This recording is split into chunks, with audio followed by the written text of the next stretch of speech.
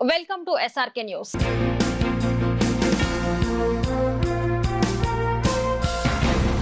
Mega DSC పేరుతో మంత్రి నారా లోకేష్ ఉద్యోగాలు అమ్ముకునే స్థాయికి దిగజారని అంబటి రాంబాబు విమర్శించారు.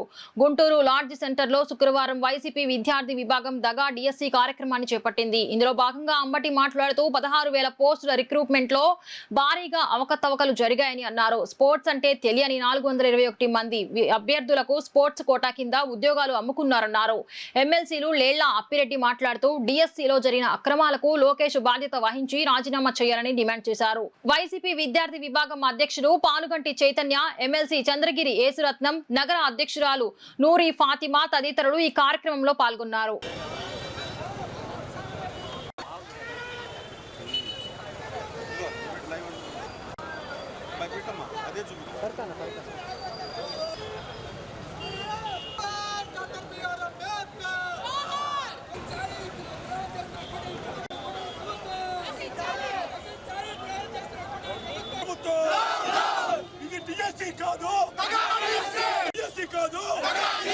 రాజీనామా చేయాలి లోకేష్ వెంటనే. లోకేష్ వెంటనే. కూటమి ప్రభుత్వం డిఎస్సి కాదు, డిఎస్సి కాదు. రాజీనామా చేయాలి మంత్రి లోకేష్ వెంటనే. రాజీనామా చేయాలి మంత్రి లోకేష్ వెంటనే.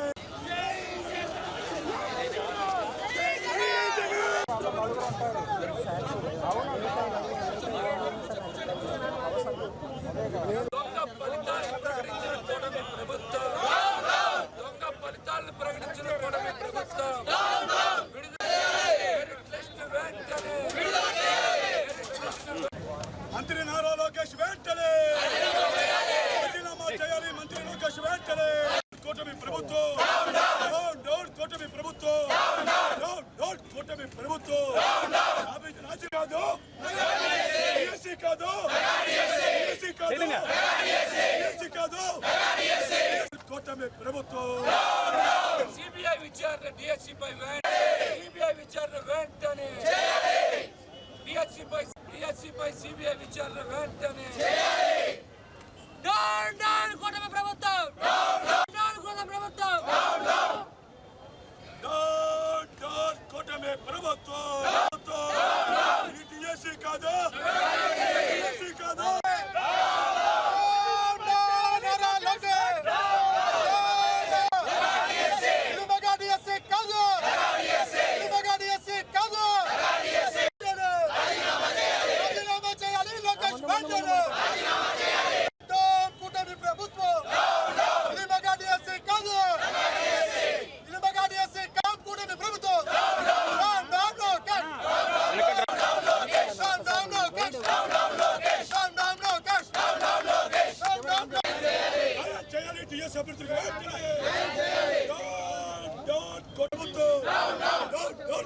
ప్రభుత్వం రాజీనామా చేయాలి మంత్రి పదవికి.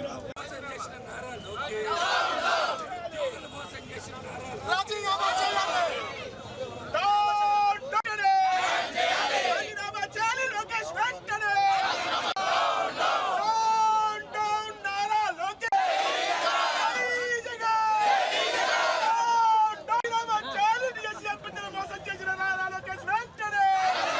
కూటమి ప్రభుత్వం రాజీనామా చేయాలి మంత్రి లోకేష్ వెంటనే. రాజీనామా చేయాలి మంత్రి లోకేష్ వెంటనే. 16,000 పోస్టులు రిక్రూట్మెంట్లో చాలా అవకతవకలు జరిగాయనేటువంటి ఆరోపణలు మెండుగా వస్తున్నటువంటి తరుణం. నారా చంద్రబాబు నాయుడు గారు ఎన్నికలకు ముందు మేము వస్తే మా మొదటి సంతకం మెగా డిఎస్సి మీద అని చెప్పాడు. 2 సంవత్సరాల తర్వాత మెగా డిఎస్సిలో 16,000 పోస్టులను ఫిలప్ చేయడానికి పరీక్షలు నిర్వహించారు. ఇది మెగా డిఎస్సి అని అందరూ అంటుంటే అది పెద్ద డగా డిఎస్సి అని ప్రజలు, నిరుద్యోగులు, అటెండ్ అయినటువంటి వారు కూడా అంటున్నటువంటి తరుణం. అసలు ఎందుకు ఈ మెగా డిఎస్సి దగా డిఎస్సి అయింది? ఏమిటి ఆరోపణలు? ఒకటి మనం పరిశీలిద్దాం. నెంబర్ 1, కృష్ణా జిల్లాలో ఫస్ట్ ర్యాంక్ వచ్చిన అతను పేపర్ లోడింగ్లో ఉన్నాడంట, నవీన్ అనే అతను. ఎలా అలా పరీక్షల్లో భాగస్వామ్యమైన వ్యక్తికి ఎలా మొదటి ర్యాంక్ వచ్చిందనేది ఒక ప్రశ్న.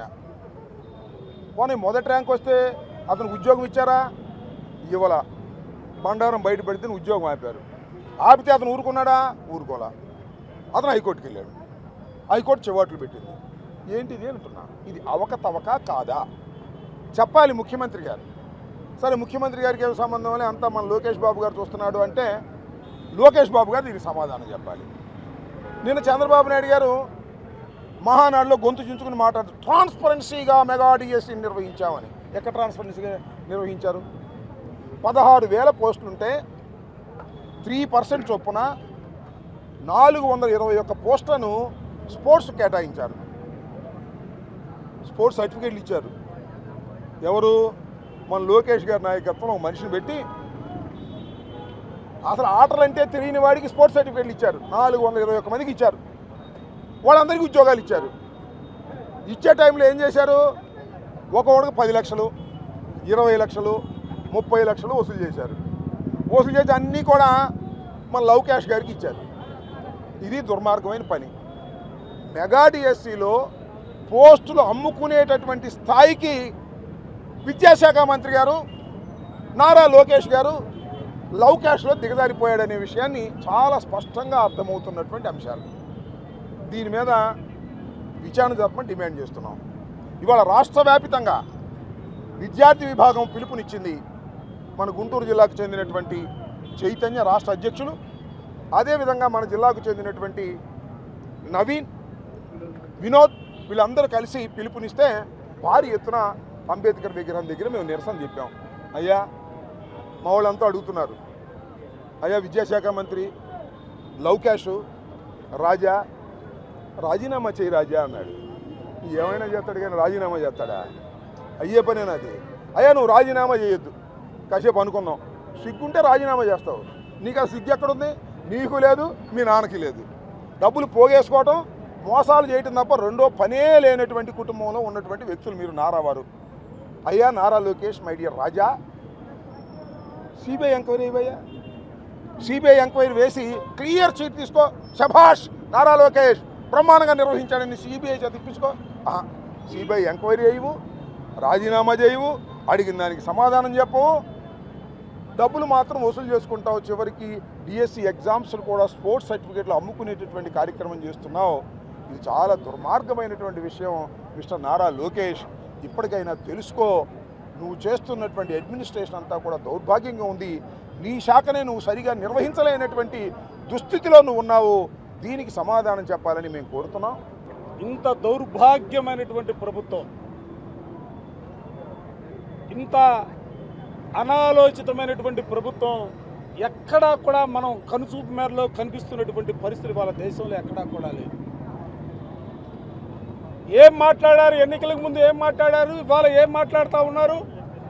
ఈ రాష్ట్రాన్ని అక్షర క్రమంలో కాదు, అభివృద్ధి పదంలో కూడా దేశంలోనే మొదటి స్థానంలో తీసుకెళ్తామని చెప్తున్నటువంటి ముఖ్యమంత్రి చంద్రబాబు నాయుడు గారు, మీరు ఎన్నికల ప్రణాళికలో చెప్పినటువంటి అంశాలు, మీరు ముఖ్యమంత్రిగా ప్రమాణ స్వీకారం చేసినటువంటి తొలి సంతకానికి సంబంధించి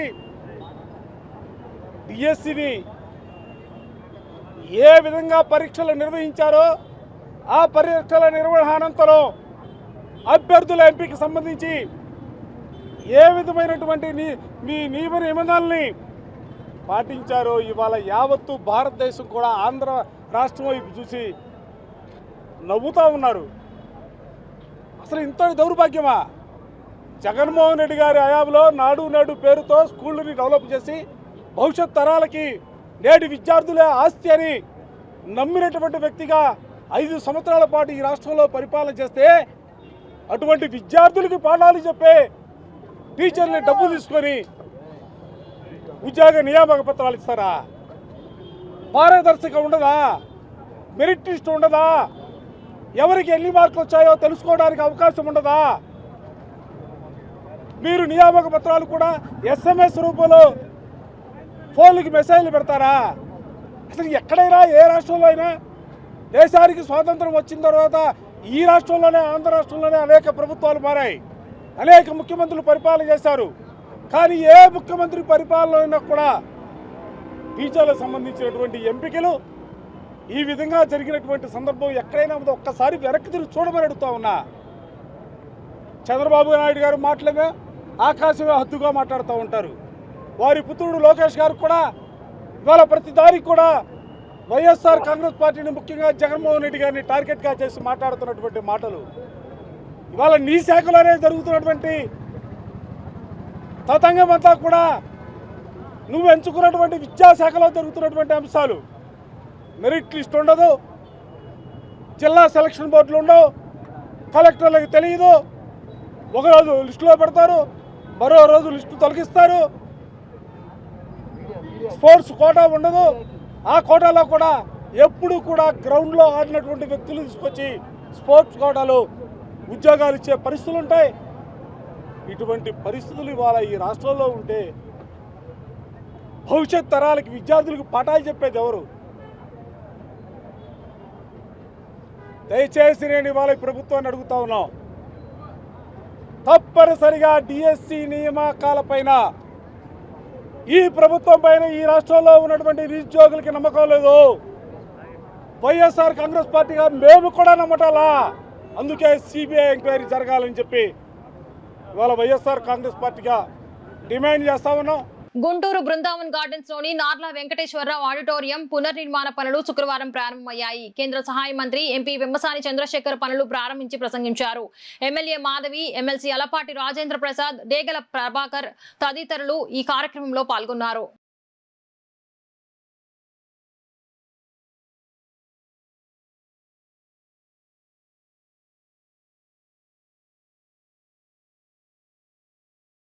కోవెలమూడి రవీంద్ర గారు, అదేవిధంగా మన కార్పొరేటర్లు అందరూ కలిసి దీనికి ముందుకు తీసుకెళ్లే విధంగా ప్రయత్నం చేశారు.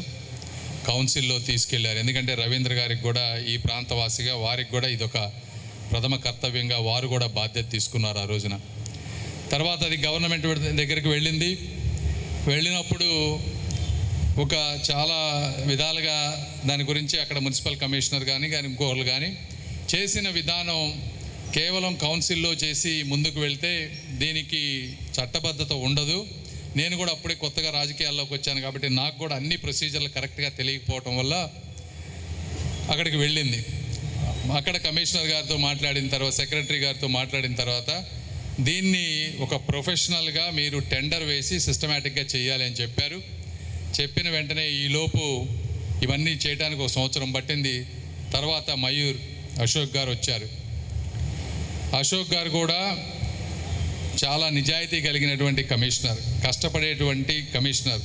నేను రాష్ట్రంలో ఎత్తుక్కొని మరీ తెచ్చుకున్నటువంటి కమిషనర్ ఆయన.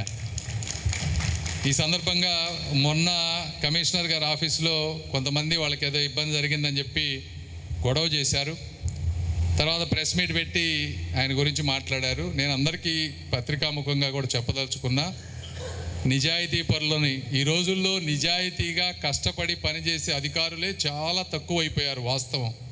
అలాగా ఉన్న 1-2 నిజాయితీ పరులను కూడా మాట్లాడితే ఈ సమాజంలో మంచి చేయటానికి ఎవ్వరు మిగలరు కూడా అని మీ అందరికీ నేను తెలియజేస్తా ఉన్నా. దయచేసి మీకు ఎటువంటి ఇబ్బందులు ఉన్నా, తెలుగుదేశం కానీ జనసేన బీజేపీ నాయకులకి ఎవరికైనా సరే మీకు ఏ ఇబ్బందులు ఉన్నా ఎమ్మెల్యే గారి దగ్గరికి వెళ్ళండి, మా దగ్గరికి రండి.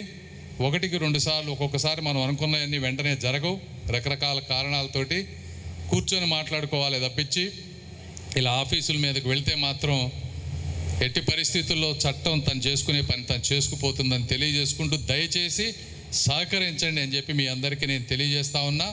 అదేవిధంగా కమిషనర్ గారికి ఆ రోజు జరిగిన సంఘటనకి వారి తరపున నేను క్షమాపణ కూడా చెప్తా ఉన్నానని తెలియజేసుకుంటా ఉన్నాను.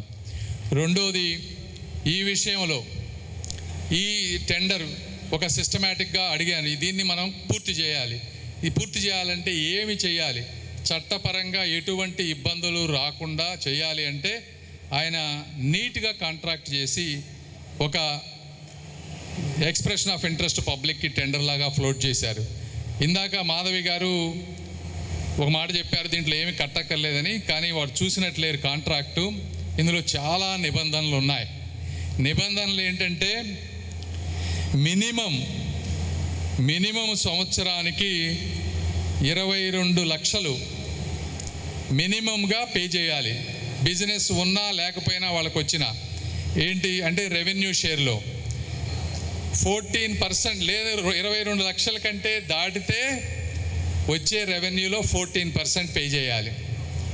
14% కంటే అంటే 14 లక్షల కంటే తగ్గితే 22 లక్షలు పే చేయాలి. ఇవి కాకుండా యాన్యువల్ లైసెన్సింగ్ ఫీ 17 లక్షలు పెట్టారు. ఈ 17 లక్షలు ఆ 22 లక్షలు మొత్తం కలిపితే 40 లక్షల రూపాయలు వీళ్ళు పే చేయాలి ఎట్టి పరిస్థితుల్లో. అంటే 40 లక్షలు సంపాదించలేరని కాదు, సంపాదించగలరు. కాకపోతే ఇది వాస్తవం అన్నమాట. ఇది ఈ 40 లక్షలు పెట్టడమే కాకుండా ప్రతి 3 సంవత్సరాలకి 5% ఎస్కలేషన్ పెట్టారు. మినిమం బ్యాంక్ గ్యారంటీ 25 లక్షలు పెట్టారు. దీనికి ప్రొసీజరల్ కోసం 10 లక్షలు 20 లక్షలు వీళ్ళు కట్టాలి. ఒక ఈ డిపిఆర్లు సిద్ధం చేసినందుకు గాను ఇప్పటి వరకు చేసినటువంటి వర్కులకి 20 లక్షలు కట్టాలి. ఇదంతా కూడా ఒక ఎస్పీవి క్రియేట్ చేసి ఆ ఎస్పీవిలో స్పెషల్ పర్పస్ వెహికల్లో అకౌంట్స్ చూపించాలి. ఇవన్నీ ఎందుకు చెప్తా ఉన్నామంటే ఎంత మంచి వాళ్ళైనా సరే అన్నమయ్య సేవా సమితి సభ్యులు, ఎందుకంటే కాలం ఎప్పుడు ఒకేలాగా ఉండదు. ఇప్పుడు మంచి వాళ్ళు ఉన్నారు కదా అని చెప్పి తర్వాత వచ్చేవాళ్ళు మంచి వాళ్ళుగా ఉండాల్సిన అవసరం లేదు. కాబట్టి చట్టబద్ధత ఉండే విధంగా పారదర్శకంగా ఒకటి ఏదన్నా ఉంటే అది సమస్య ఎవ్వరికి కూడా రాదు. ఎలాంటి వారికైనా మనం సహాయం చేయగలం. కాబట్టి ఒక సిస్టమేటిక్గా 33 సంవత్సరాలు లీజు ఉండే విధంగా చేశారు. మంత్రి నారా లోకేష్ టీడీపీలో మహిళలకు 33% రిజర్వేషన్ కల్పిస్తూ తీర్మానం చేయడం పట్ల ఎమ్మెల్యే గల్లా మాధవి హర్షం వ్యక్తం చేశారు. ఈ క్రమంలో ఎమ్మెల్యే మాధవి తన క్యాంపు కార్యాలయంలో శుక్రవారం సంబరాలు జరిగాయి. ఇందులో భాగంగా మాధవి మాట్లాడారు. పార్టీ నాయకులు, కార్యకర్తలు, అభిమానులు పాల్గొన్నారు.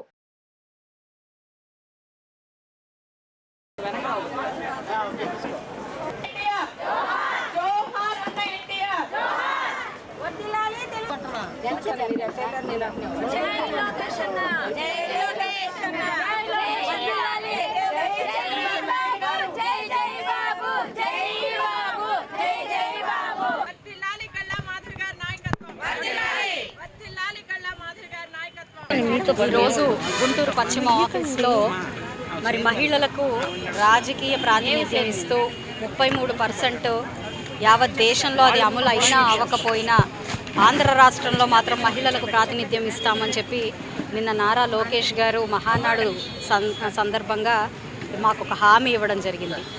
చంద్రబాబు నాయుడు గారు చివరగా దాన్ని బలపరచడం జరిగింది. ఎంతో ఆనందించాల్సిన విషయం, స్వాగతించాల్సిన విషయం. ఏ సమాజంలో స్త్రీ సాధికారత వైపు, ఉద్యోగ కల్పన వైపు, సుఖ సంతోషాల వైపు ఉంటుందో ఆ సమాజం అద్భుతంగా ఉంటుంది. ఒక సమాజాన్ని మహిళ యొక్క పరిస్థితులను బట్టి, స్థితిగతులను బట్టి అంచనా వేయచ్చు. అలాగే మహిళ కనుక నిజంగా తన స్థితిగతులు అద్భుతంగా ఉంటే ఖచ్చితంగా ఆ యొక్క సమాజం అద్భుతంగా ఉంటుంది. అది నమ్మిన పార్టీ, అది నమ్మిన నాయకత్వం మన చంద్రబాబు నాయుడు గారు, తెలుగుదేశం పార్టీ.